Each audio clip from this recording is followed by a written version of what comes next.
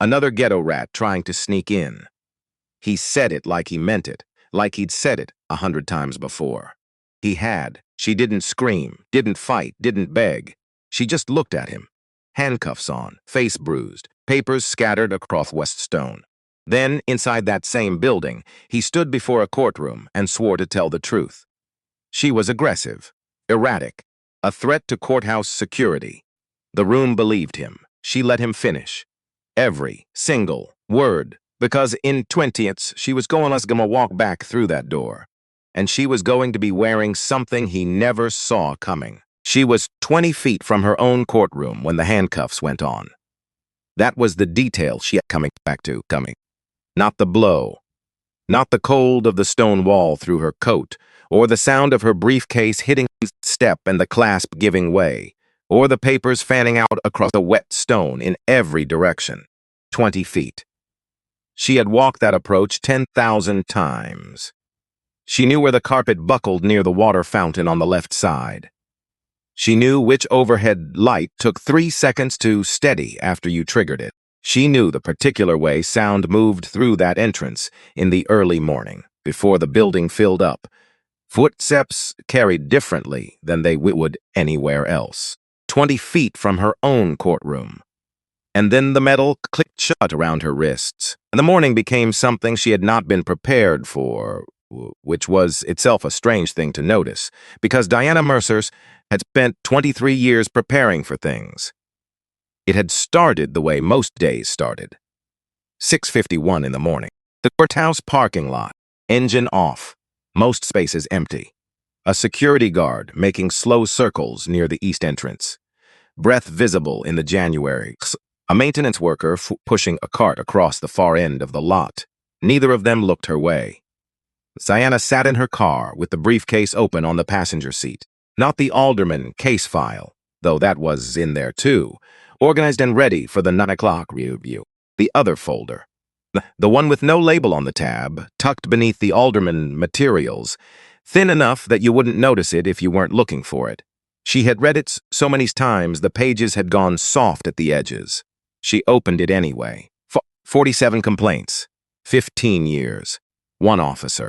And on the top page, the summary prepared by an investigator from the FBI field office 3 weeks ago. A document she'd sent so many times she could say the last paragraph from memory without looking at the page. Officer Dale Briggs, badge No. 7741, presents a statistically significant pattern of racially disparate uses of force and targeted enforcement inconsistent with patrol area demographics. Based on available evidence, the undersigned recommends proceeding to formal civil rights review. She had signed that recommendation at 9:47 the night before, at her kitchen table. Under the lamp James had chosen in the 2nd year of their marriage from a shop on Clement Street that had since closed, next to a cup of tea that went cold before she touched it. She looked at the signature for a moment. Her own name, in her own hand, on a document that had seen 6 months and a considerable amount of careful, documented patience to arrive at. Then she slid the folder back under the alderman file, closed the briefcase, clicked the latches shut, both of them, the left one stiff the way it had been for 2 years. She looked at the photograph tucked into the corner of the sun visor. James, taken at the coast 2 summers before the diagnosis. He was standing at the rail of the overlook above the beach, squinting into the afternoon sun, laughing at something someone off camera had just said, completely unaware she was taking the picture. That was her favorite thing about it. He never posed for the ones she loved most. He was too busy being in them. She sat with the photograph for a moment. She thought about what she would tell him tonight, over whatever dinner she managed to put together after what would be a long day. She thought about how he would listen, the way he always listened, without interrupting, without offering solutions until she was done. She thought about the particular quality of his silence after she had said everything, the 2 or 3 seconds before he spoke, in which she always knew he was finding the exact right thing. 3 years since she had had that silence available to her. She was still learning how to do without it. She got out of the car. Dale Briggs pulled into the lot about his Same spot he always used. Third row, second from the left, not assigned, just always his. 15 years of the same row, the same space, close enough to the entrance that the walk was short, far enough back that no one ever boxed him in. Creatures of habit. His first training officer had called men like him that, back when that was considered a straightforward compliment. He sat in the truck for 4 minutes before getting out. Not because he was thinking about anything in particular, he just liked those 4 minutes, radio off. Morning quiet. The shift not started. Once he clocked in, the day belonged to the job. These 4 minutes were his own, and he had learned to protect them the same way he protected everything else he considered his. His uniform was pressed. Boots clean. He had been up since 5, same as every morning, coffee made before 6, out the door by 6:40. His ex-wife had once said, he ran on a schedule so tight you could calibrate instruments to it. She had not meant it warmly, toward the end. He had never understood why precision was something to criticize in a person. He checked his reflection in the rearview mirror. Badge straight. Hair neat. The face looking back at him was the same face it had always been, a little more lined at the corners than it used to be, a little thicker along the jaw, but steady.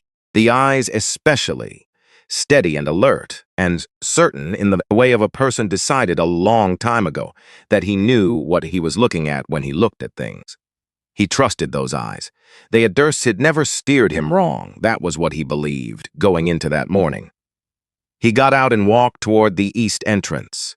Calvin Reeves was already there, leaning against the wall with a coffee cup and the expression of a man who had been awake too long and had opinions about it. "Quiet so far?" Briggs asked. "Quiet so far," Reeves said. "Good." Matt Doyle was already inside. The morning was ordinary. Briggs was certain of that going in. The particular certainty of a man who had done the same job in the same building for 15 years and had stopped expecting surprises. He was wrong about that. But he wouldn't know it for another hour and 44 minutes. The courthouse at 7:30 in the morning had a specific quality that Dinah had always appreciated. The marble floors, the high ceilings, the way sound moved through the entrance hall before the building filled up, footsteps carrying differently than they would anywhere else, amplified and clarified, as if the building itself had been designed to make weight audible. She had walked these floors for 23 years. She knew this building the way you knew a place you have given most of your adult life to. Not just the layout, but the character of it, the way it changed with the light and the season, and the hour. She took the main approach that morning because she had on 9:15 with Sandra Price after the Alderman review, and the main lobby was far from the parking structure when the meeting was in the administrative wing. It was a small logistical decision. The kind you make as a dozens a week without thinking.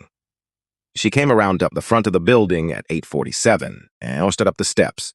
Cold morning.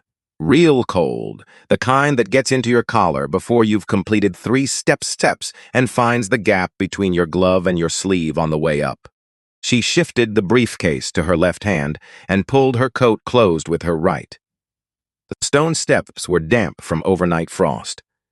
She watched her footing on the way up, as she always did in January, because the stone got slick in ways that were easy to underestimate.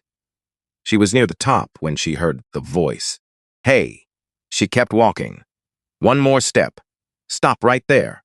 She stopped. Not because she was afraid. She stopped because that was what did when someone in uniform told you to stop. A reflex built over 23 years of watching what happened when people didn't. She stopped, and she turned, and she looked at the officer who had come out from the side entrance and crossed to block her path. He was looking at her with the flat, pre-decided expression of a man running a pattern he had run many times before. Not reading her, not assessing, confirming. He had arrived at his conclusion before he got close enough to see her clearly, and nothing about her arrival at that conclusion was visible in his face. "His strict area," he said. "You need to identify yourself." "I work here," Diana said. "Identification." She moved her right hand toward the inside pocket of her coat. Her judicial access card was there, in the same inside left pocket, where it had been every working day for 23 years. Laminated, her photograph, her full name, the title. A gold seal in the upper left corner. She never reached it. Later, in the holding room, she would try to reconstruct the sequence with the precision she brought to everything. She would find that the sequence was harder to describe than she expected. Not because she didn't remember it, because she remembered every second with the specific, overlit clarity the body reserves for shock, but because the speed of it resisted the kind of orderly narration she was accustomed to producing. 4 seconds. His palm connected with the left side of her face, hard enough that her vision went sideways and white at the edges, and she tasted copper and the world tilted before she had finished processing what was happening. Her head hit the wall. The briefcase left her hand. She heard the clasp give, heard the papers scatter, heard them hitting the wet stone in the dispersed, papery way of things spreading out. She heard Revs and Doyle arrive somewhere behind her. She heard something that was close to laughter, though not quite laughter, something than that. His hand on her shoulder, her back against the wall, his face very close. She heard the words in fragments, the way you hear things when one of your ears is ringing. Not a clean sentence. Pieces of one. Ghetto, cage, animal, filthy, where you belong. She did not fight, did not scream, did not do any of the things that fear recommends. She went very still. The deliberate, chosen stillness taught herself during 8 years as a federal prosecutor in rooms and situations that required her to be smarter than her instincts and more patient than the moment. The handcuffs came on. Cold metal. 2 distinct clicks, one for each wrist. She looked up past his shoulder, past Reeves, who was already crouching to collect her scattered papers with the businesslike efficiency of someone completing a task. Past Doyle, who was standing with his arms loose and his weight back, watching with the particular detachment of a man who has watched things like this before and has learned not to carry them home. Past all of it. 20 feet above her, fixed to the upper left corner of the main entrance, was a small, dark housing she recognized immediately. Camera 7. Northwest corner. Unobstructed view of the entire main approach and the first 8 steps of the entrance. She had approved that camera placement herself 4 years ago during the courthouse security infrastructure review. She had sat in the meeting and looked at the proposed angles and said, "Move the northwest unit 6 inches to the left, and you eliminate the blind spot on the upper steps." She had said that. She looked at Sissay 7 for 2 full seconds. Then they walked her inside. The holding room adjacent to courtroom B had 1 chair, 1 table, 1 overhead light that hummed at a frequency that would become maddening if you sat under it long enough, and no windows. Diana sat in the chair. She did not find the light maddening. She was occupied with other things. Left wrist. A red mark where the cuff had pressed, already beginning to settle into something that would be more visible tomorrow. Dropping in the specific, persistent wave of bone impact, concentrated in the area below the left cheekbone, announcing itself at intervals. Briefcase, on the table against the wall, papers stacked roughly inside by Reeves, the broken clasp hanging open. Phone, taken. Coat, still on her. Sensed the left pocket, her judicial access card, which they had not found because they had not searched her coat. She made a list. This was something she had done since she was 17 years old. Since the first time she sat in a room where things had gone wrong and needed to be understood in the correct order. During law school, during the worst weeks of James's illness. On the mornings when the weight of the bench felt heavier than usual and she needed to know what she actually had before she could figure out what to do with it. What she had, she said, Camera 7, which had an unobstructed view of everything that had happened on those, which was recording continuously because she had personally advocated for continuous recording in the security upgrade, and whose footage was currently sitting on a server that she also had a relationship to in ways Briggs did not appear to know about. Her judicial access card, still in her pocket. the investigation folder, and she allowed herself one beat to appreciate the specific strangeness of this.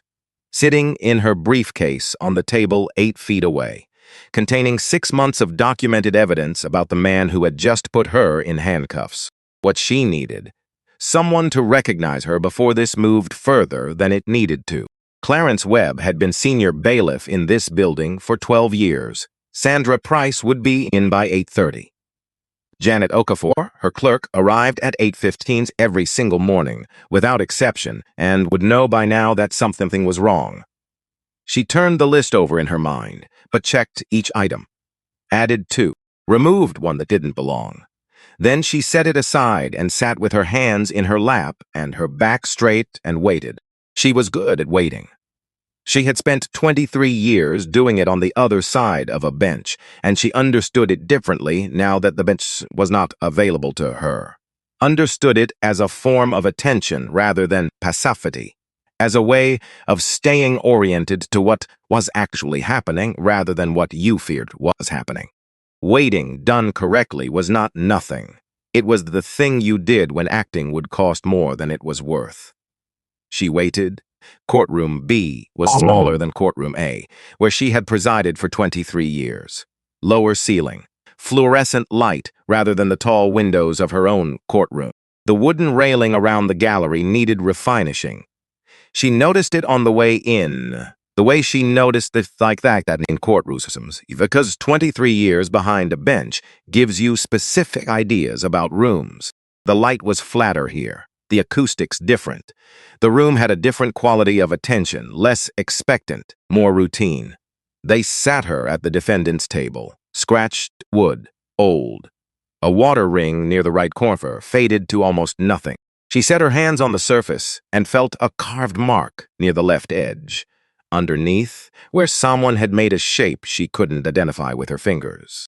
She tried for a moment, then stopped. Judge Philip Orrin came in at approximately 9:20 and took the bench. She knew Orrin by reputation. Careful, experienced, the kind of judge who had learned over 18 years on the county bench that careful men ate through their days without a serious incident, which was both an admirable thing and a limiting one. He looked at her briefly when he sat down, the reflexive assessment that judges make when they enter a room, and then looked at his papers and did not look at her again for some time. Prosecutors Linda Ferris was already organized at her table. Yellow legal pad, notes written before the proceeding started, a posture that communicated confident preparation. She had not looked at Diana, not once.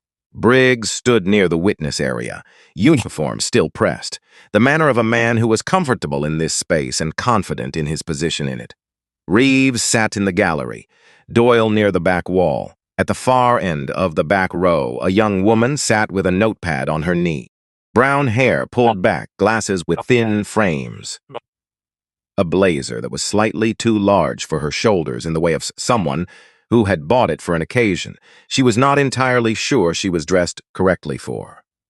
She was watching the room with the alert, comprehensive attention of someone who had not yet learned to make her watching invisible.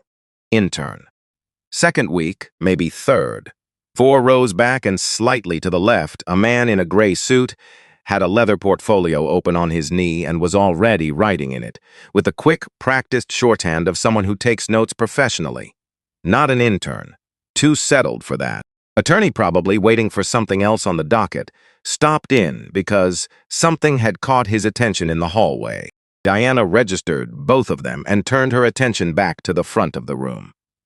Case number 2247B, Orrin said. State versus Jane Doe, pending identification. Jane Doe. She had not been called that since a law school hypothetical. It had been purely academic then. It was not academic now, and the distance between those two things was something she filed away for later, when she had the space to think about it properly. Officer Briggs, Ferris said. Please describe the events of this morning that led to the defendant's arrest. Briggs stepped forward and he began to talk. She had heard a great deal of testimony in 23 years. Good testimony. Precise, consistent, verifiable. The kind that locked self together so cleanly that challenging it meant finding a different angle entirely. and testimony that fell apart under the lightest pressure, that revealed its weaknesses in the first 5 minutes to anyone paying close enough attention. She had sat above all of it, behind the bench, with the professional neutrality the position required, and she had listened and weighed and formed conclusions she was careful not to reach too quickly. Now she sat on the other side of the railing, in handcuffs, with the bruise forming under her left eye. She did not listen with neutrality. She listened with the focused, diagnostic attention she had developed during 8 years as a federal prosecutor. The specific mental posture of someone looking not at the whole picture but at the line that doesn't hold. The claim that can't survive contact with physical evidence. The word chosen carefully because a different word would be too specific to defend. Briggs was practiced. That was clear inside the first 30 seconds. His voice moved between registers with the ease of long placard. Professional when the language needed to sound official. Plain and direct, plain and pertinent was more persuasive to the room. He did not overload his unnecessary detail. He did not repeat himself. He did not get precise about the things that didn't matter and vague about the things that could be verified. Those were the tells of someone who was working too hard at it. Briggs was not working too hard.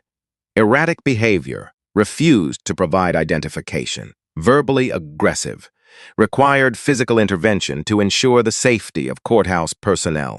Each phrase arrived without hesitation, without the micro pause that comes when you are constructing rather than recalling. He had told versions of this story before. Diana could hear it in the pacing. The rhythm of something rehearsed not for this specific occasion, but for this general category of occasion, which was something different and in some ways more concerning.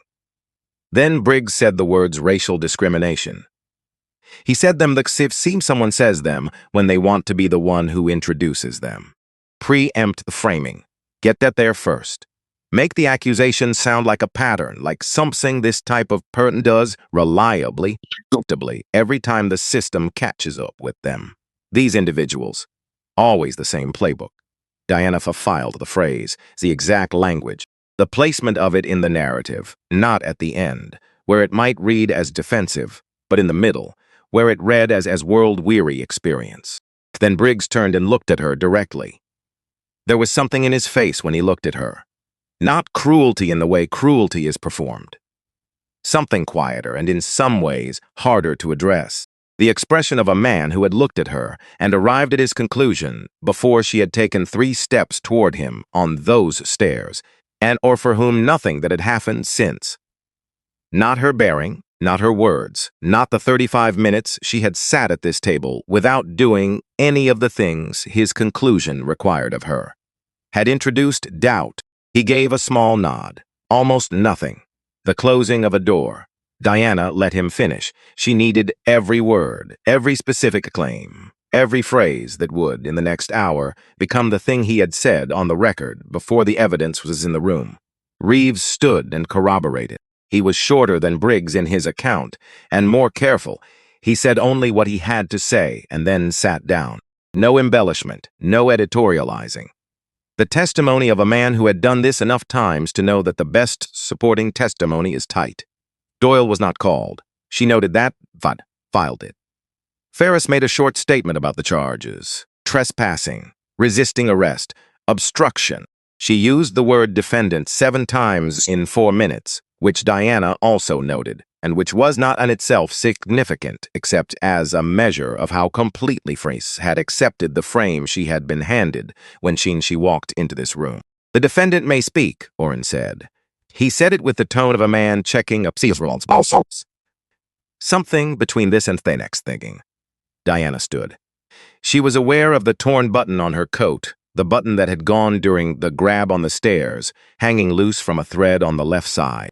She was aware of her hair, which had come partially loose from where she had pinned it that morning. She was aware of the bruise under her left eye, which had been present for nearly 2 hours now, and had moved from pain into the hot announcement of itself that she knew would be worse tomorrow. She set all of it aside. Thank you, Your Honor. Her voice came out the way it came out when she was in a courtroom. Clear, carrying, filling the room the way a voice fills a room when the person using it has spent decades studying how acoustics work and what they require.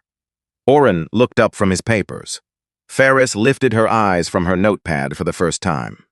At the back of the gallery, the young woman's pen paused. The man in the gray suit leaned very slightly forward. "I'd like to address several elements of Officer Briggs' testimony," Diana said. She spoke without rushing, without the performed authority of someone asserting a position. Precision required space, and she was going to take it. Beginning with the claim that I refused to provide identification. She looked at Orrin directly. "I reached for my identification at the moment Officer Briggs initiated physical contact. I did not refuse. I was not given the opportunity to comply before force was applied. That is a material distinction, and I want it in the record."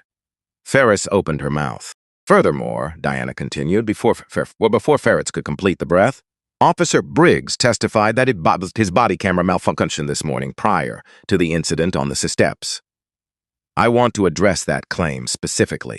She looked at Orrin. "I'd like to request that this court issue a preservation order for all electronic data from this morning's courthouse security systems, specifically fixed position camera footage from the main entrance approach between 8:40 and 9:10 a.m., and cloud backup data from all officer body cameras on active duty during the same window." Orrin looked up from his notes. "Body camera cloud backup? Yes, Your Honor. The department adopted an automatic continuous upload protocol 2 years ago in February. The upload function operates entirely independently of whether the device's recording indicator shows a malfunction. Every 45 seconds, data uploads to the county server, regardless of what the device's display shows. The only way to interrupt that upload is to power the device down completely." She let that sit for a moment. "And you're aware of this specific policy because?" Orrin asked. Diana looked at him. "Because I was a member of the administrative committee that recommended it," she said. "My signature is on the recommendation letter. The policy document is in the courthouse administrative records." Silence. Not the ambient silence of an ordinary morning. Something with more texture in it. Something that several people in the room described later as the moment the atmosphere of the proceeding changed, though they would have different words for how and why. The young woman at the back of the gallery had stopped writing. Her pen was still in her hand, pointed at the notepad, but nothing was coming from it. She was looking at Diana with the expression of someone doing fast and urgent arithmetic in their head and arriving at an answer that doesn't match the problem they were in. The man in the gray suit had also stopped writing. He was looking at Diana over the top of his portfolio, with an expression that was more controlled than the intern's, more practiced at not showing what it was doing, but present. "Court will recess for 15 minutes, Orrin said. He gathered his papers and went through the side door at a pace that was not quite running, but was the fastest version of walking that a man in judicial robes could manage without being described as running. The door closed. The room exhaled. The man in the gray suit did not leave with the rest of the gallery during the recess. His name was Paul Whitfield, 44 years old. Civil rights attorney, 19 years in practice, the last 12 focused almost exclusively on cases involving law enforcement misconduct and violations of civil rights under color of law. He had come to the courthouse that morning for a 10:30 deposition in an entirely separate matter.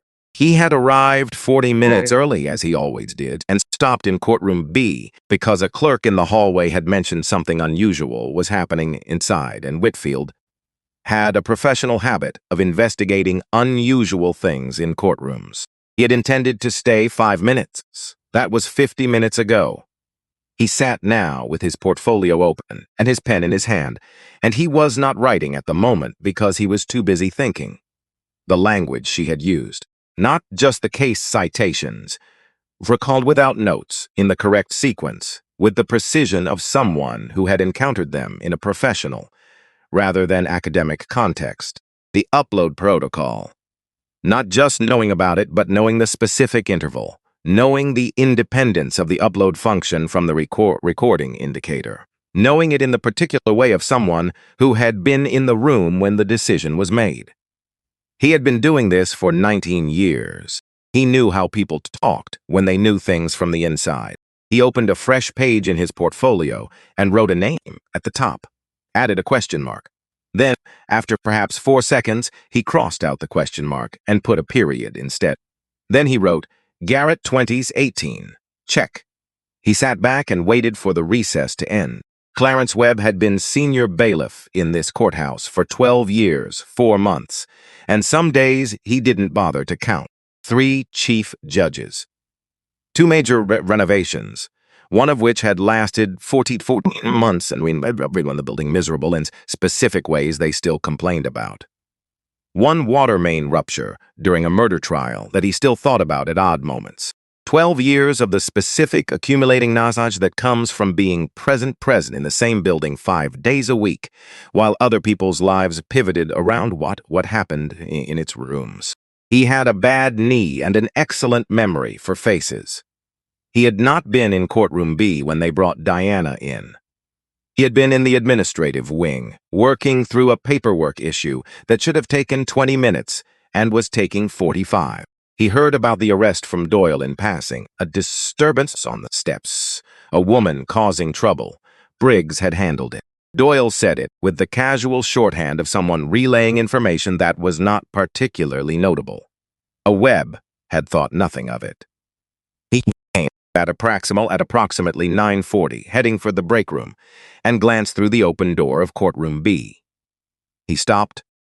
He stood in the doorway for 3 full seconds. Then he turned and walked back the way he had come, quickly, because the woman sitting at the defendant's table with the bruised face and the disheveled hair and her hands folded in her lap was a woman he had watched walk into that building 5 days a week for 12 years. He found the holding room. His hands were not steady when he opened the door. She looked up when he came in, and he stood there for a moment with his mouth open and his hands ads and nothing coming out. Judge Mercer, he finally managed. Barely a voice at all.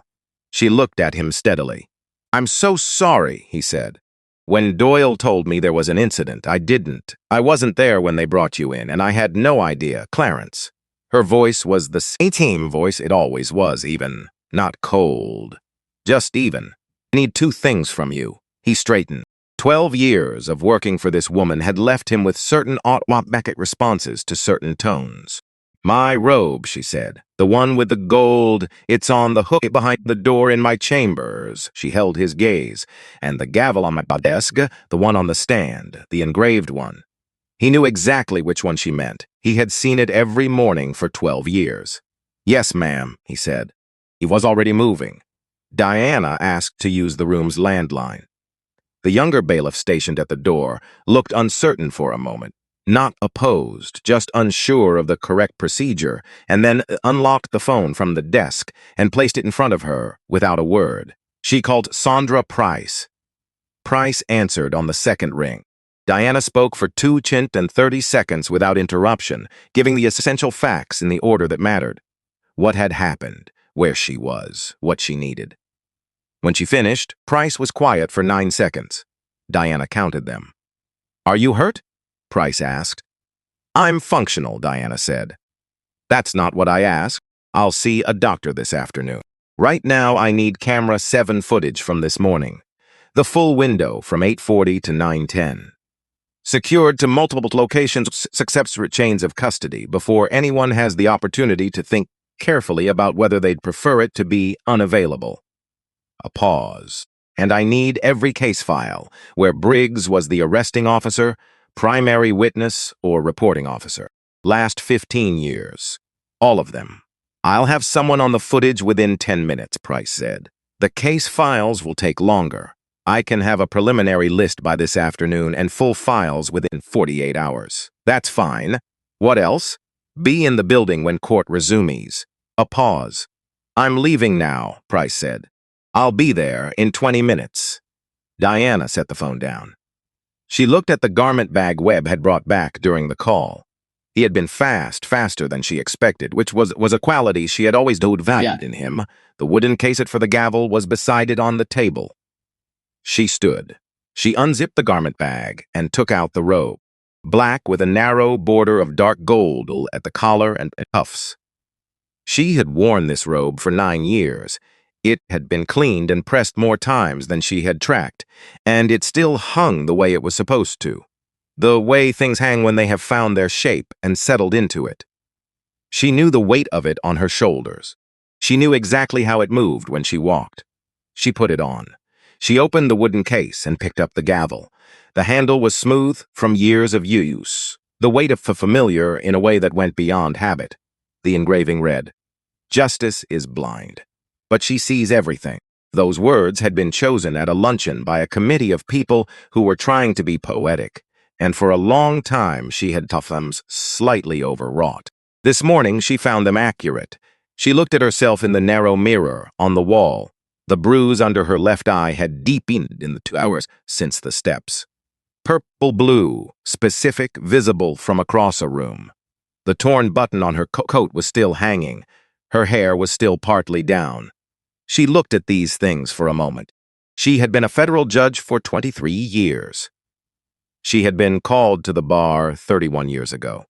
She had prosecuted civil rights violations for 8 years before that, and spent 23 years presiding over cases that required her to hold the line between what the law said and what people wanted it to say.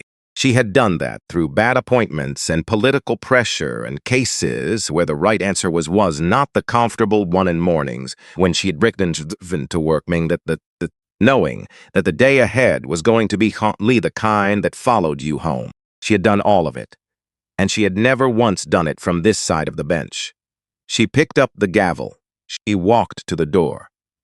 The young woman at the back of the gallery was named Claire Adler, 25 years old. 3 weeks into a judicial internship she had applied for 8 months ago and come close to not getting. Before the internship, she had been planning to practice corporate law. Steady work, predictable hours, the kind of career that didn't ask too much of you outside of competence and sustained effort. She had been unhappy about this plan. She had not been particularly happy about it either. It had simply seemed like the sensible direction. She had been observing proceedings in courtroom B that morning because her placement supervisor had told her to observe proceedings in courtroom B that morning. She had been taking notes, good notes, the organized kind she had always taken. Until Diana Mercer stood up and started speaking. After that, her notes changed, less procedural, more observational. The language, not just the case citations, but the way she deployed them, without notesbooks, without hesitation, in the correct orders, as if she were reading from something printed in her memory rather than retrieving it from storage. The upload protocol stated not as an argument but as a fact. From the inside, with the specificity of someone who had been in the room when the decision was made. After the recess was called, Claire put down her pen. She looked at the empty chair at the defendant's table.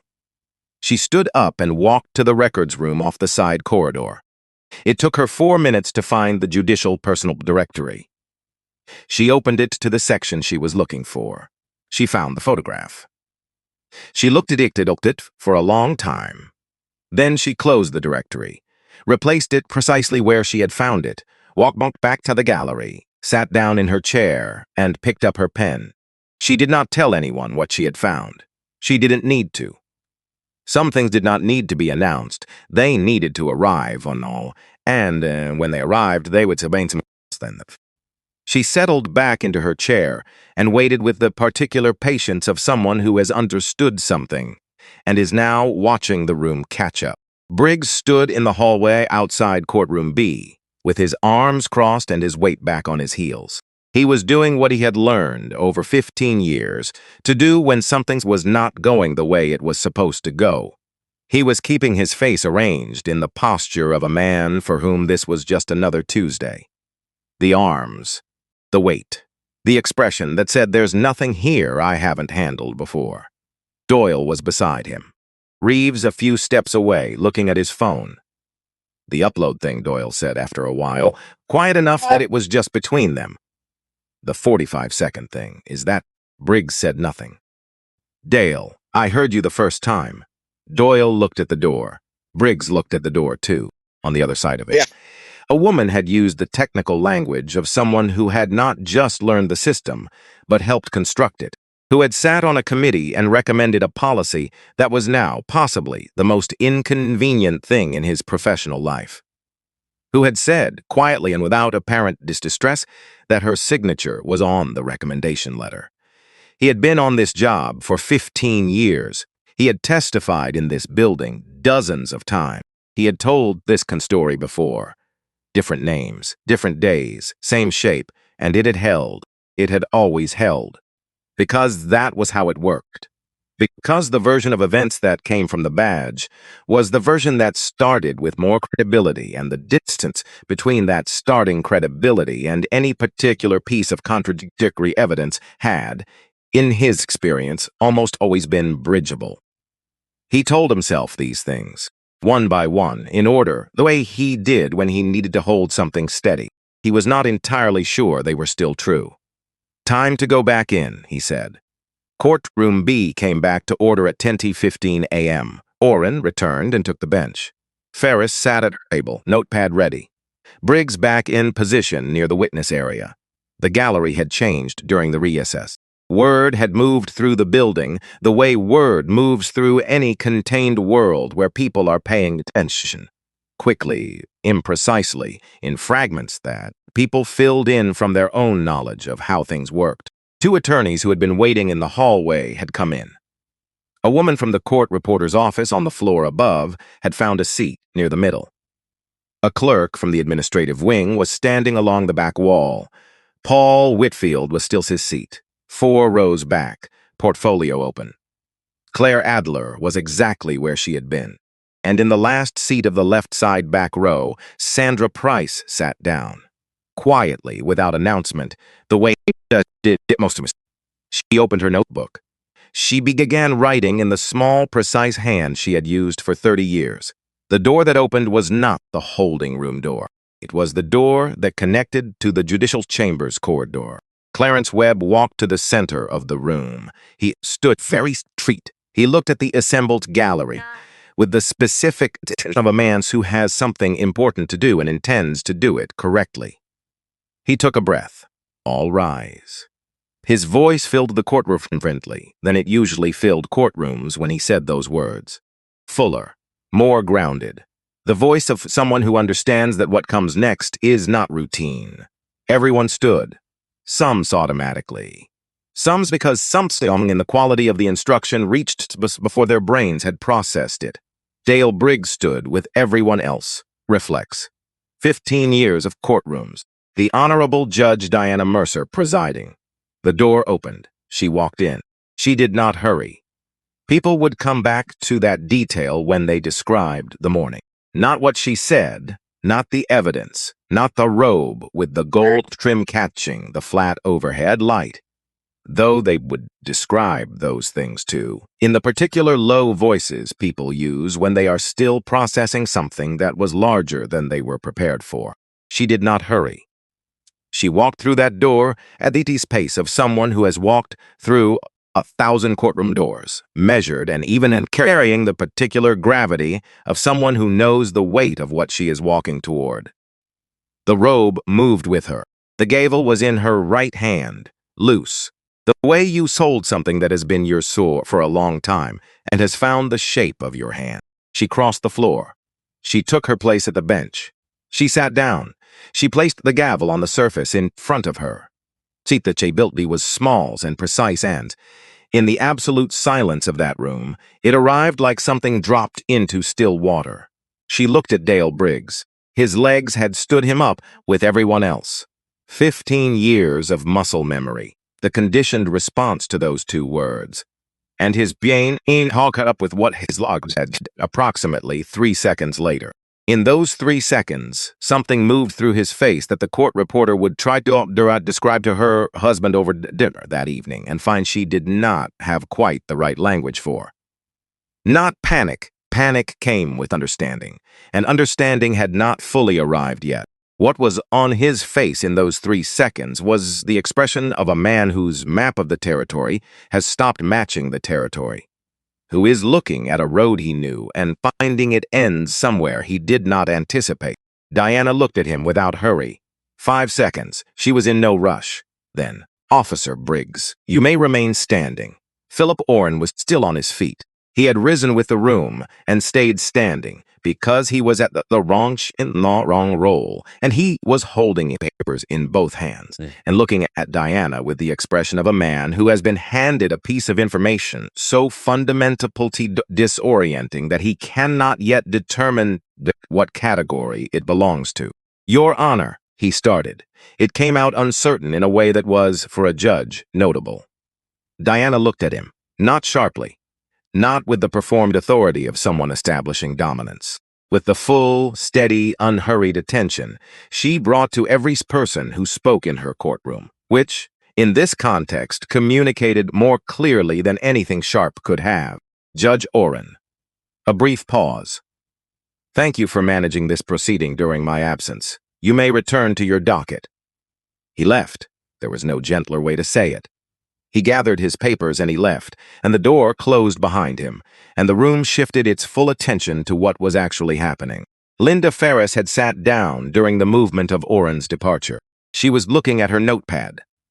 She had turned to a fresh page without thinking, and now she was staring at the blank page with her pen in her hand, and she was not writing anything on it, and she did not appear to know what to do about that.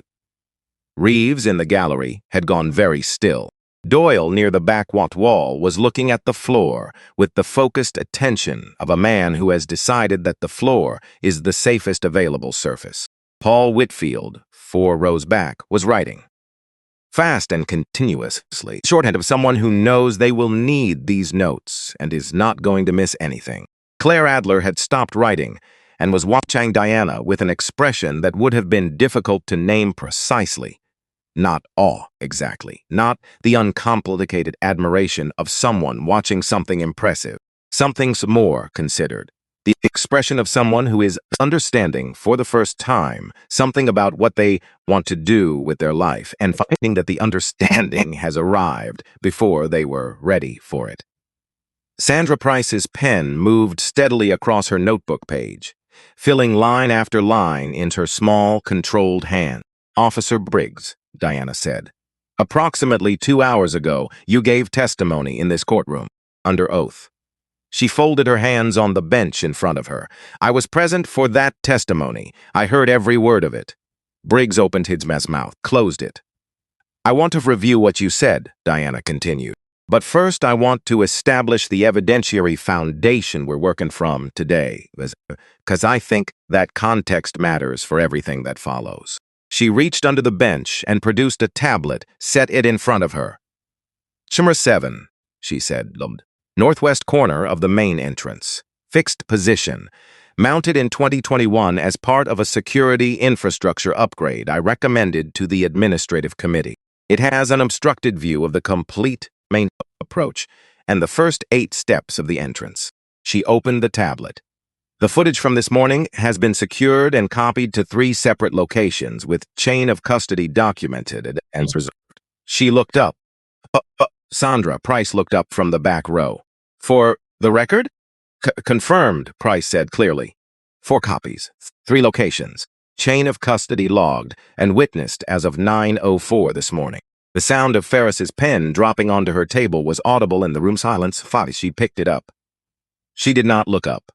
Officer Briggs, Diana said, let's talk about your body camera. She said it the way you say it's talk about the weather, easy, without edge. In your testimony this morning, you stated that your body camera malfunctioned before the incident on the steps. I want to give you the opportunity to explain what happened. Briggs found his voice, smaller than it had been 2 hours ago, but present. The device showed a malfunction indicator, he said. Standard equipment failure. It does happen, Diana said. You're correct about that. Equipment fails. She opened a file on the tablet. What doesn't stop is the upload.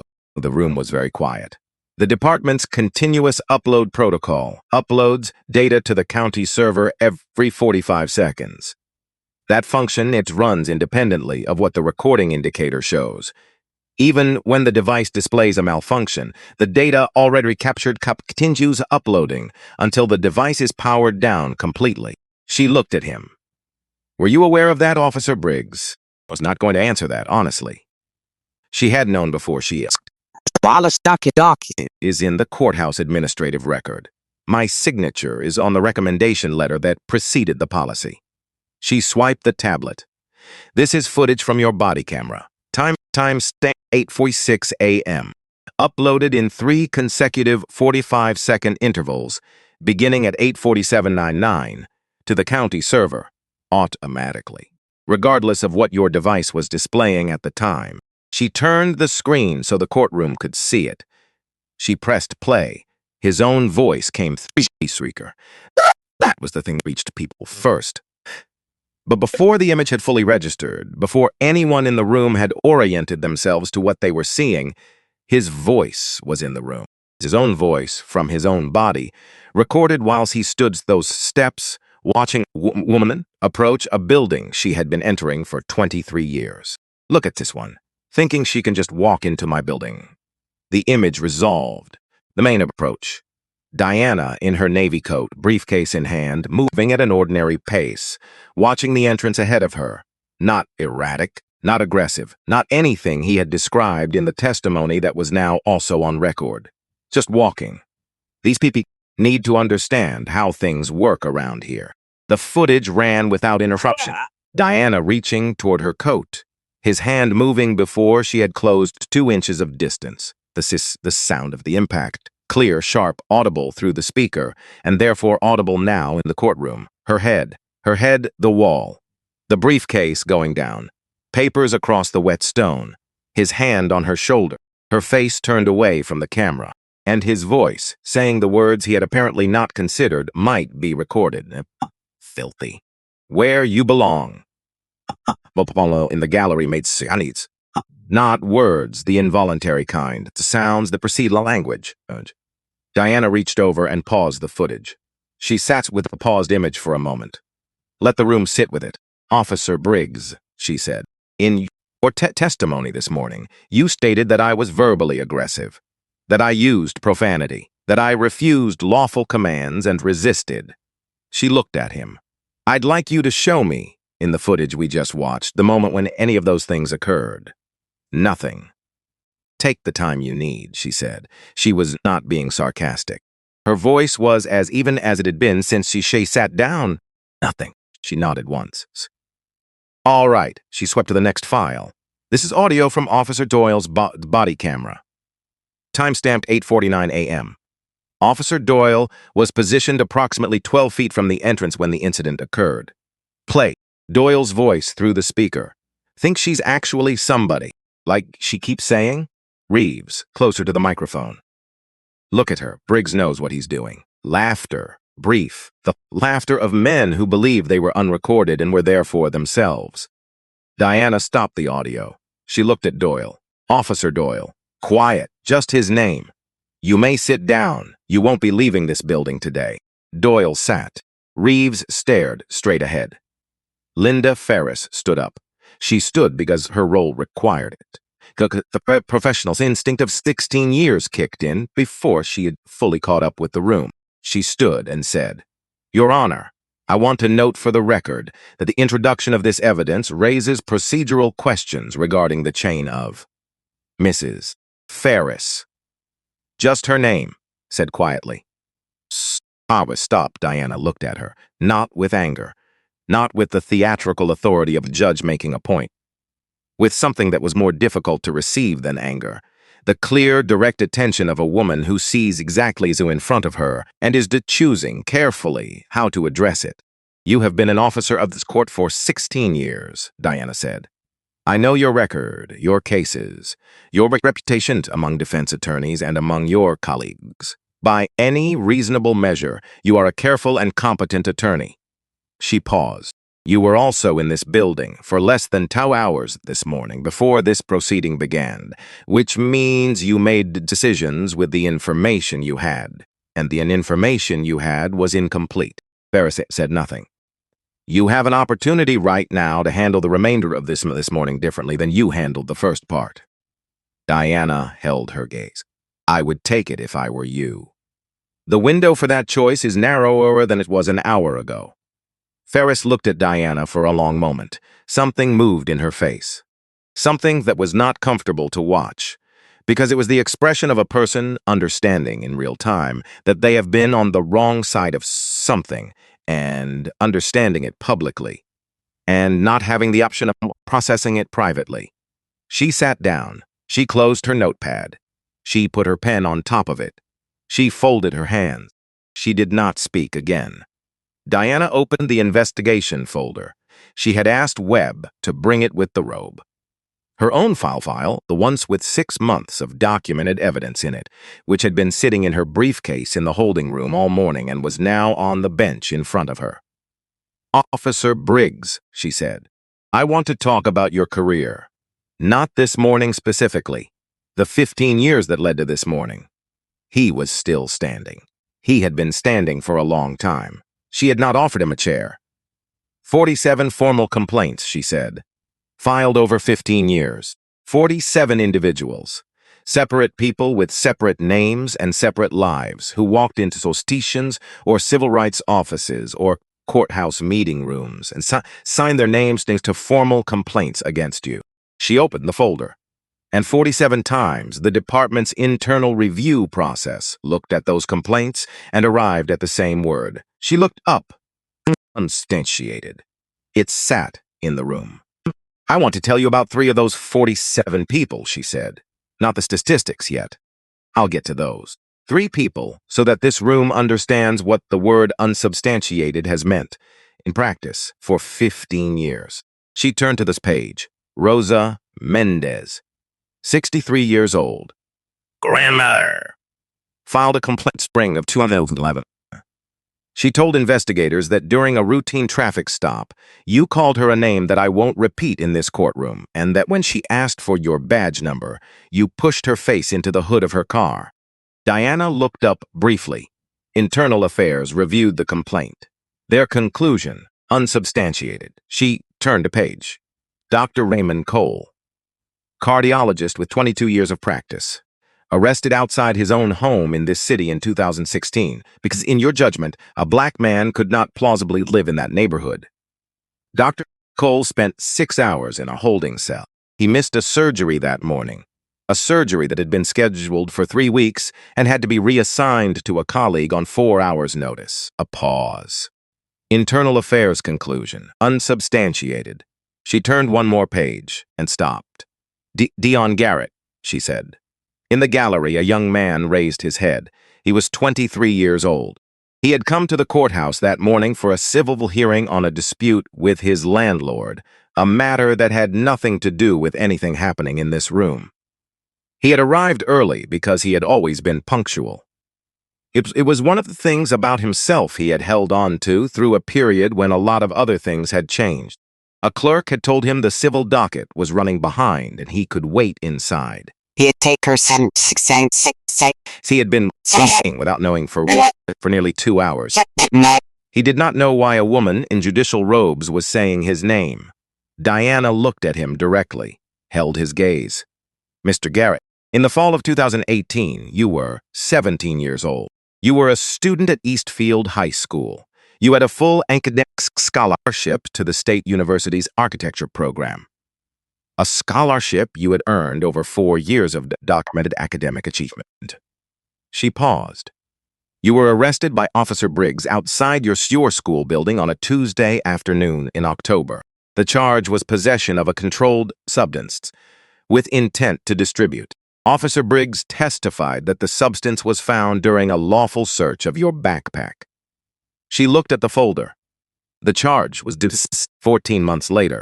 A break in the evidence chain, specifically, a gap in the chain of custody documentation for the alleged substance that made it impossible to establish when or where it had been collected. She closed the folder. By the time the charge was dismissed, the university's scholarship terms had already been triggered by the arrest. The scholarship had been revoked. The first year of school that would have been yours had come and gone. She set her hands flat on the bench. You are 23 years old, Sister Garrett. 6 years have passed since a Tuesday afternoon in October when Officer Briggs looked at you outside your school and decided, on the basis of nothing that has ever been produced as evidence, that you needed to be made an example of something. She looked at Briggs. And then the system was supposed to catch that decision and correct it. It took 14 months to produce a dismissal. It came too late to protect what it should have protected. Briggs had been looking at the floor. "Look at me," Diana said. He didn't. "Officer Briggs, I need you to look at me." He raised his eyes. She held his gaze and let him sit with what was in her face, which was not rage, and was not the performed gravity of judicial authority asserting itself for an audience. It was something plainer, and in some ways more difficult to look at, the face of a person who has been made very clear-eyed by a long morning. "I want you to understand something," she said, "not as a legal matter, as a plain matter between two people in a room. This morning you looked at me on those steps and made a decision in less than 10 seconds. You did not ask a question. You did not wait to see what I was reaching for. You did not create any space between what you saw and what you did about it." She paused. "You saw what you expected to see, and you acted on it, and you did not leave room for me to be anything other than what you had already decided I was." She kept her hands flat on the bench. "That is not politics. That is a reflex. And the difference between a reflex and a decision is that decisions require you to stop and look at what you are doing and ask yourself if it's right. Reflexes don't. Reflexes just keep happening at the same speed, to the same kind of puzzle, in the same kinds of situations, until someone finally makes them stop." She looked at him steadily. "That is what we are doing today, Officer Briggs. We are making this one stop." Diana asked for a 20-minute break. She went to her chambers. Janet Okafor was at her desk in the outer office, where she had been since 8:15, sensing messages to a phone that was still somewhere in an evidence bag with a building number on it. When Diana came through the door, Janet stood up and did not speak for a full 4 seconds. Then, quietly, "Your Honor, I didn't know. There were rumors starting around 9, but I couldn't. Your cheek." "I know," Diana said. "I'll see a doctor at 4. Please call and confirm that appointment." She set her briefcase on the edge of Janet's desk. "I need you to pull the Garrett file, the 2018 arrest, everything we have. And then I need you to stay available for the next 2 hours because there are going to be a significant number of calls." Janet was already at the cabinet. Diana went into the inner office. She stood at the window, the parking lot below, her car still where she had left it at 6:51 of lifetime. The cold January light coming in at a low angle the way it did on clear winter mornings. She thought about James. She thought about him the way she thought about him when the days were hardest, not with the ache of missing, which was always there and had become part of the texture of things, but with the specific directed thought of, what would he say? He would have made coffee. He would have sat down across from her and listened to all of it without interruption, without advice, until she was done, without the need to be helpful that made some people interrupt before you had finished saying the thing you needed to say. And when she was done, after 2 or 3 seconds of his particular silence, he would have said something that was both simpler and more precisely said right than anything she would have come to on her own. She missed that silence. She still reached for it sometimes, the way you reach for something in the dark that used to be there. She thought about Dion Garrett as a architecture textbook scholarship he had earned by showing up and doing the work and believing it would mean something. She thought about Rosa Menzies asking for a badge number and paying for that request with her face on the hood of her car. She thought about 47 names on 47 pieces of paper, each one a person who had believed the system had a channel for what had happened to them. She was in the system. She was part of the channel. And this morning, the chattel had put her in handcuffs on her own courthouse steps. She picked up the Garrett file Janet had set on her desk and walked back to work. When court resumed at 11:40, the gallery was full. Not in the way it had been at the beginning of the morning, when it was the ordinary occupancy of a routine proceeding. Full in the way a Curaçao gallery fills when word has moved through a building, and people have found reasons to be in a particular room that have nothing to do with their scheduled business. Attorneys stood along the back wall. Reporter from the city desk had appeared in the second row with a press credential and a notebook. Clerks from the upper floors had drifted in and taken the remaining seats. The court reporter had settled in with the specific posture of someone who knows they are transcribing something significant. Paul Whitfield was still in his seat, portfolio nearly full. Sandprice had not moved from the back row. At the defendant's table, Dale Briggs sat with his attorney.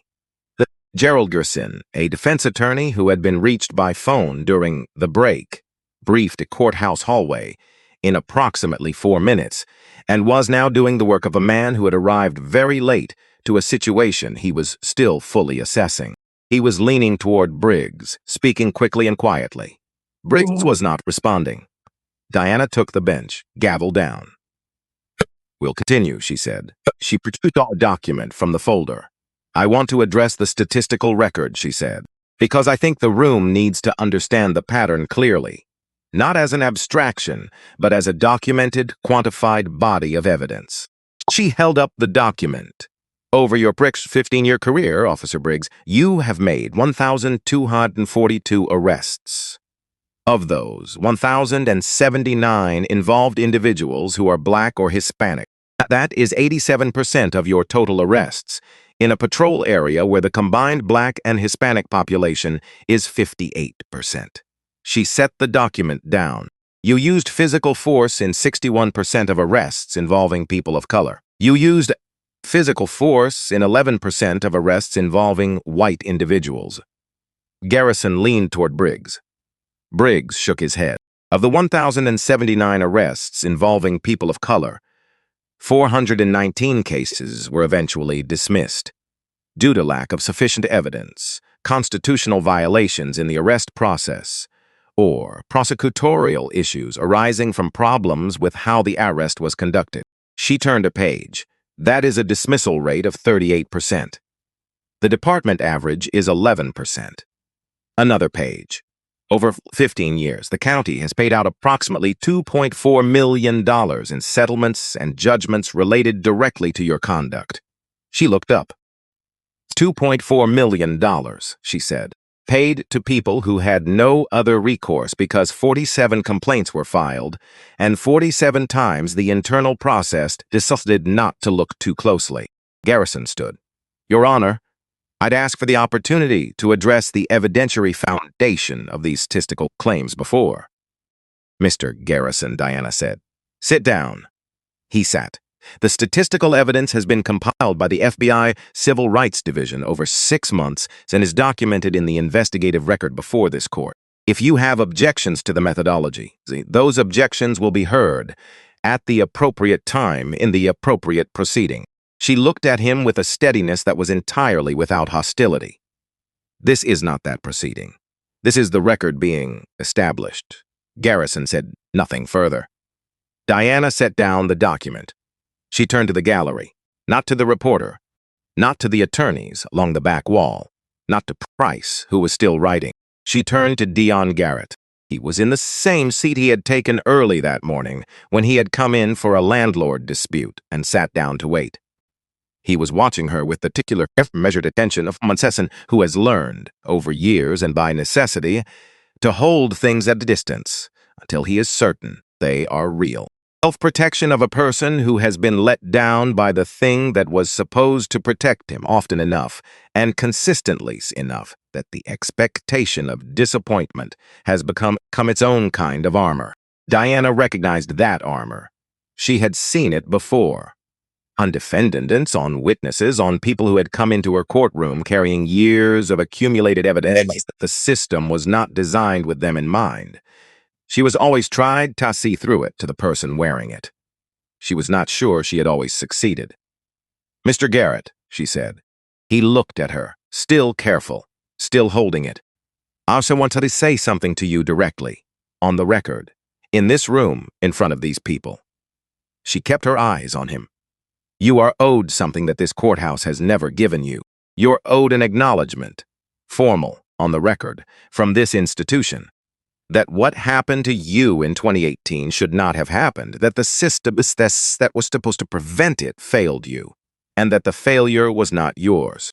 The room was completely still. You were 17 years old," Diana continued. "You had earned a scholarship through 4 years of work and sustained commitment. You were outside your school building on an ordinary Tuesday afternoon, and a man trusted with a badge, and with the authority that comes with a badge, looked at you and decided, before he had asked you something suistisk, that you were guilty of something." She paused. "And then the process that was supposed to catch that decision took 14 months and produced a dismissal that arrived after everything it protected was already gone." Dion's jaw was tight. "You lost the scholarship," she said. "You lost the first year of the education you had earned, and then the second. You lost the version of 6 years that had every reason to expect, not because of anything you did, not because the evidence supported what happened to you, because as a reflex went unchallenged and a process moved too slowly and the word unsubstantiated was easier than the truth." She held his gaze. "Today on this record, I am acknowledging that. This court acknowledges that. It is inadequate. I know it is inadequate, but it is real, and it is the beginning of something more concrete. And I want you to hear it said in a room full of people, out loud, because you deserve to have it said that way." Dion was very still. His jaw was still tight. And then something shifted in his face. Something that had been held carefully in place for a long time by the accumulated practice of someone who has needed it held in place began to release, not dramatically, not the way it happens in stories that are trying too hard. Quietly. He didn't make a sound. He didn't cover his face. He let the tears come in this room, in front of these people, because something about the moment had made possible, for the first time in 6 years, to stop bracing for the next disappointment. Diana let the room be with him for a moment. Then she picked up her gavel.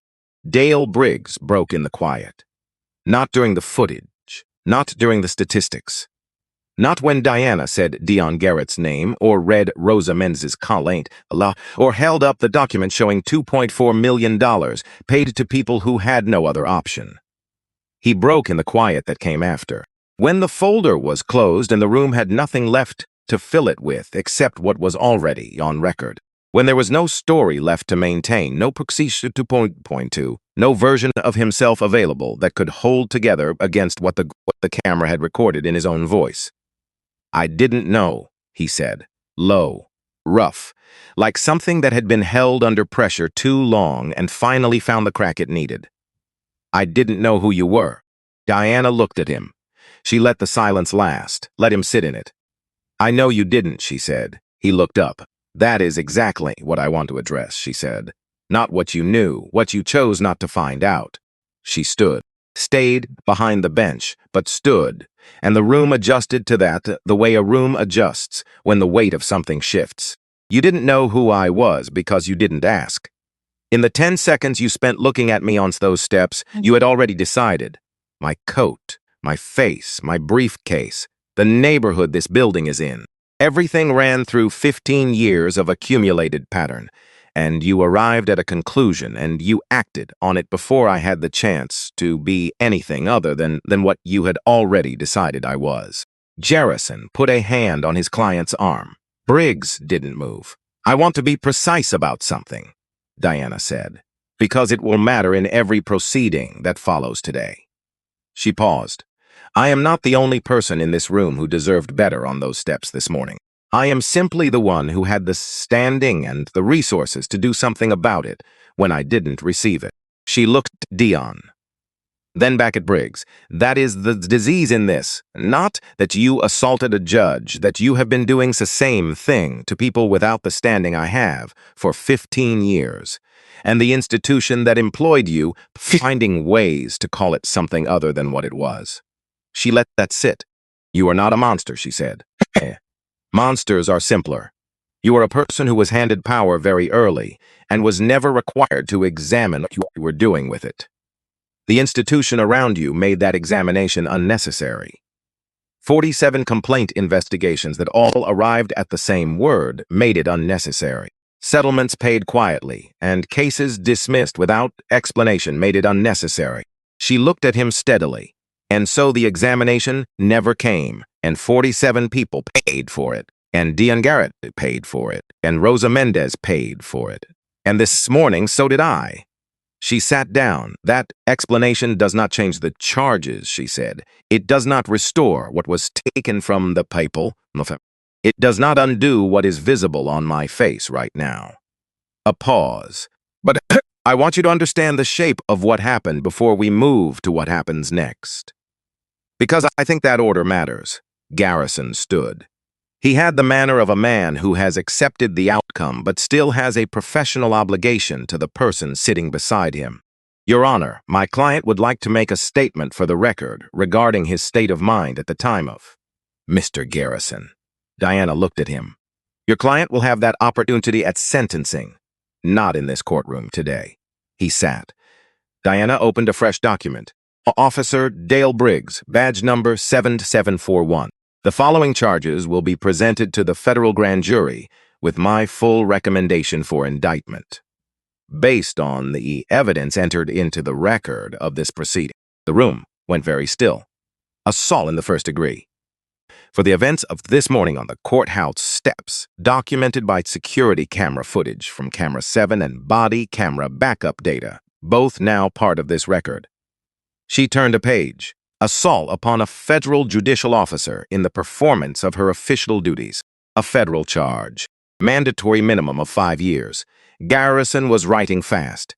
His hand was moving, but his face had gone still. Deprivation of civil rights under color of law. For the systematic targeting of individuals on the basis of race over a period of 15 years, as established by arrest data, use of force documentation, formal complaint history, and settlement records entered into this record today. Another page. Perjury in the first degree. For false testimony given under oath in this courtroom this morning, in direct contradiction of recorded evidence now before this court. She set the document down. I am also ordering the immediate administrative suspension of Officers Calvin Reeves and Matthew Doyle, pending full review of their involvement in and facilitation of the events of this morning. All body camera footage, all communications records, and all personnel files for both officers are to be preserved and made available to the investigating agencies, effective immediately. Reeves in the gallery closed his eyes. Doyle, near the wall, stared at the floor, and I am issuing a formal order for a comprehensive review of every case in which officers observed as arresting officer, race witness, or reporting officer over the past 15 years. That review will be conducted by the FBI Civil Rights Division in coordination with the State Attorney General's office. The department will provide full and unobstructed access to all relevant records. No exceptions. No delays that are not judicially approved. She let that settle. 419 dismissed cases, she said. Quieter now. 419 people who went through something that should not have happened to them. Some are still inside the system. Some served time they should not have served. Some lost things, scholarships, years, the belief that the process had any interest in their truth, that the dismissal came too late to return. She looked at the room. Every one of those cases will be examined by people with power and the obligation to examine them honestly. Every single one. Briggs broke the rest of the way. It happened without drama, without announcement. His face went into his hands and his shoulders moved, and the sounds he made, not the sounds performing remorse for an audience. They were the sounds of a man who had run out of road and was encountering, for the first time without a story available to soften it, the full weight of what was at the end of it. "I'm sorry," he said, muffled, into his hands. "I'm so sorry. I didn't know. I never meant to." Garrison put a hand on his shoulder. Diana looked at him for a long moment. "Officer Briggs," she said, "I want to say something to you directly before we close." He lowered his hands. His face was red and wet. The uniform that had been pressed and straight at 7 that morning looked like it belonged to a different person on a different day. "Your apology, honest nothing," Diana said. "I want to be honest about that, because honesty is what this moment requires. The fact that you can feel what you are feeling right now, that it is possible for you to arrive here, that matters." She paused. "But the people who need to hear that apology most are not in this room. Rosa Mendez is at home today, going about her life, carrying something put on her in 2011 that was never formally acknowledged. Dion Garrett has been living in the aftermath of a Tuesday afternoon in October for 6 years. Raymond Cole went to that holding cell and missed a surgery." She looked at him. "Your remorse is arriving now because you have run out of alternatives. I understand that. Most remorse arrives that way. But the timing matter, and the people it belongs to deserve to know that you understand that." Briggs nodded. Barely. But he was listening. "I hope what you're feeling right now stays with you," Diana said. "That it doesn't fade when today is further away. Because the question of who you were for 15 years is one thing. The question of who you choose to be with what remains is another. And that question is still open." She paused. "You cannot give those 47 people back the time it cost them. You cannot return what was taken from Dion Garrett on a Tuesday afternoon when he was 17 years old. But you can be honest, starting now with every person who asks you questions about what you did, and you did it for as long as you did it." A pause. That is not a small thing. At this point, it is the only thing still available to you. She picked up the gavel. "Court will recess pending grand jury proceedings," she said. "All preservation orders remain in effect. All suspension orders are immediate and operative as of this moment. The comprehensive case review will begin within 72 hours. She looked at Webb. "Please make sure Mr. Garrett has Janet's contact information before he leaves the building." She held his gaze for a moment. "And Clarence." He looked at her. "Thank you," she said, simply. Just that. He nodded once, the kind of nod that carries more than and it shows, the kind built from 12 years of working in the same building and knowing, without needing it explained, what some moments ask of the people inside them. The gavel came down. The room began to move. Garrison bent toward Briggs and spoke quickly and quietly. Two men in suits standing inside a side door during the proceeding approached Reeves and Doyle, and the four of them moved toward the exit with the organized quiet avant a fait thing already arranged and decided. Reeves went without looking at anyone. Doyle looked at the floor and kept looking at it until he was through the door. Ferris gathered her materials slowly. Notepad, pen, folder. She did it with the careful attention of someone whose hands are not entirely steady and who does not want anyone to notice. When she reached the door, she paused. Diana happened to look up at that moment. Their eyes met across the emptying room. Ferris held the gaze for 3 full seconds. Then she gave one small nod, the kind that acknowledges something without trying to name it, without asking for anything in return, and walked out. Diana watched the door close. Not a resolution. The beginning of one. That was enough for now. Sandra Price came to the bench when the room was empty. Everyone else had filed out. The court reporter had packed her machine. Webb stood near the door, waiting. Price stood at the front of the gallery, the way you look at someone you have known for 11 years and have just watched go through something that neither of you is going to stop thinking about for a long time. "Diana," she said, quietly. Diana looked up from the documents she was organizing. "The doctor at 4, Price said. "Not a suggestion, I know. And eat something before you go. You've been in this building since before 7. She paused. "The review is going to take months. The grand jury proceedings will take longer. Some of what surfaces will be difficult and will require additional attention beyond what you've ordered today. She looked at Diana steadily. You cannot run this empty from the first day. That is not a small thing. I'm saying that is the whole operational reality of what come next. Diana looked at her. You're not going to tell me I handled this well. You did what the situation required, Price said. Same as you always do. Same as you will need to keep doing for a long time after today. She paused. That's what I'm asking you to protect, not today. Everything after today. She squeezed Diana's arm once, briefly took the kind of gesture that says more than whatever words would have been, and walked toward the door. She stopped beside Webb. Clarence, chief judge. She looked at him for a moment. Good work this morning. He shook his head slightly. I just brought a robe and a gavel. Yes, Price said. You did. A pause. And sometimes that's exactly what the morning needs. Someone who brings the right thing at the right moment without being asked twice. She walked out. Webb waited for Diana to gather everything from the bench. He held the door. He didn't say anything further. 12 years in the same building had given him a language that didn't always require it. Dion Garrett stood at the top of the courthouse steps at 1:14 in the afternoon. Cold January sun.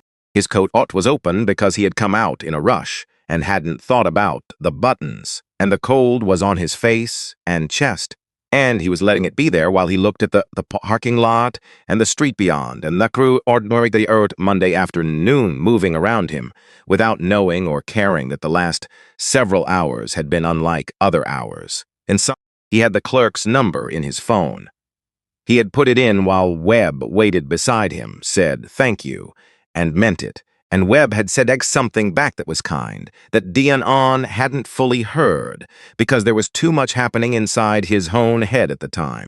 He stood on the steps and thought about the last time he had stood outside a courthouse, 14 months after the arrest, the day the charges were dismissed.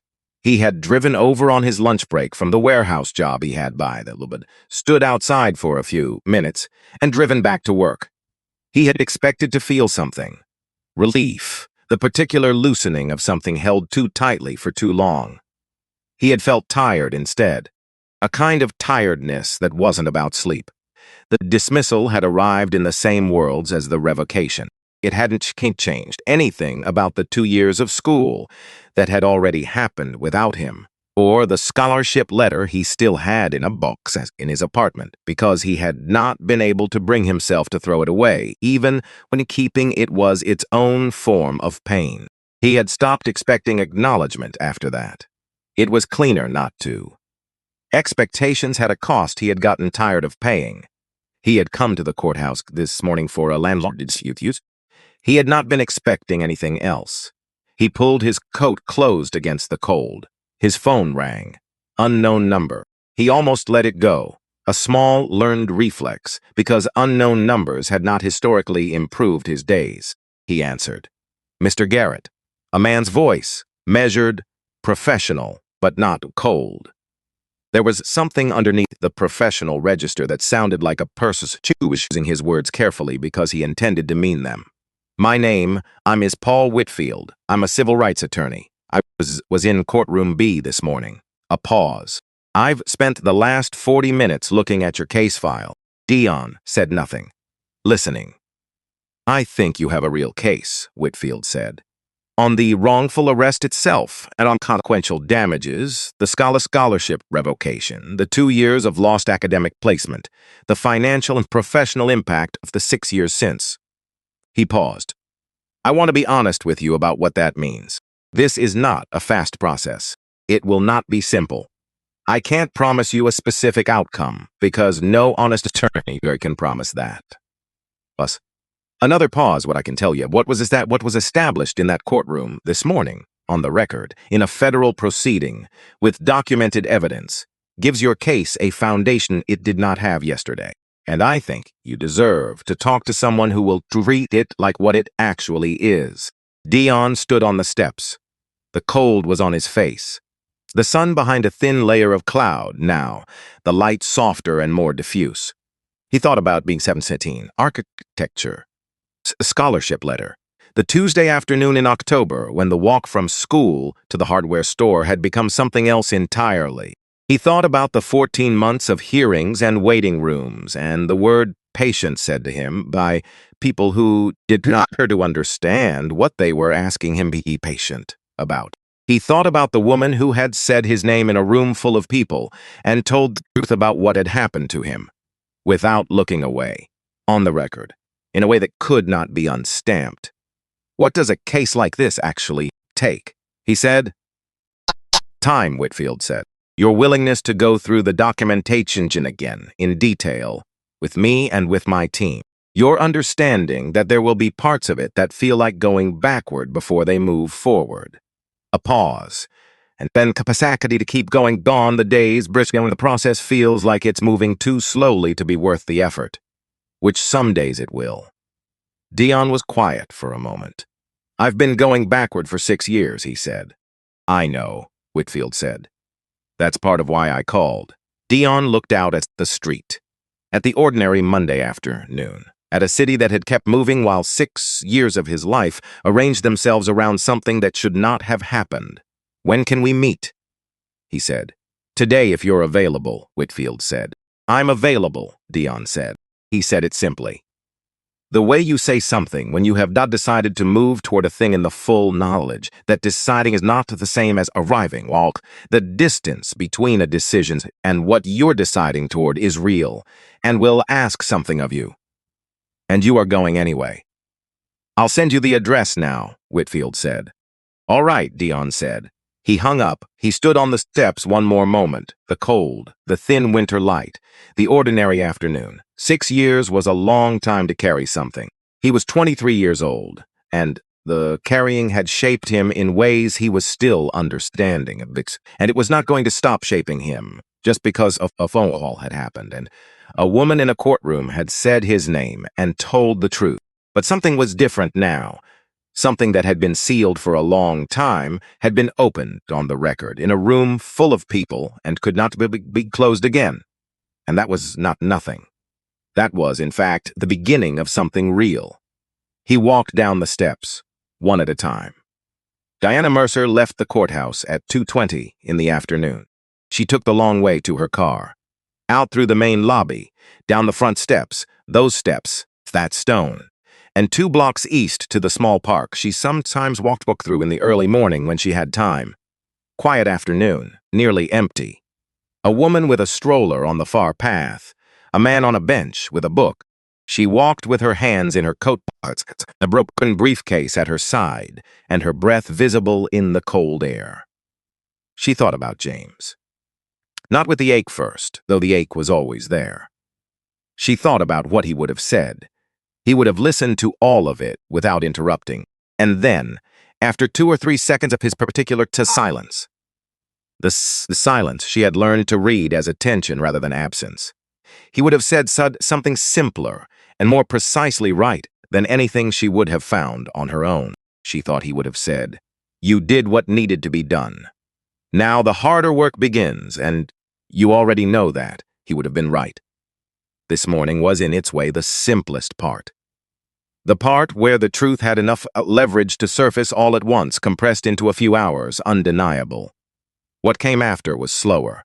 The review of 419 cases, the grand jury, the department's dissidents and the delays and the grind patience of holding the line against the institutionality to move on and call it done. She stopped walking. Through the bare trees, she could see the upper floors of the courthouse. Stone facade.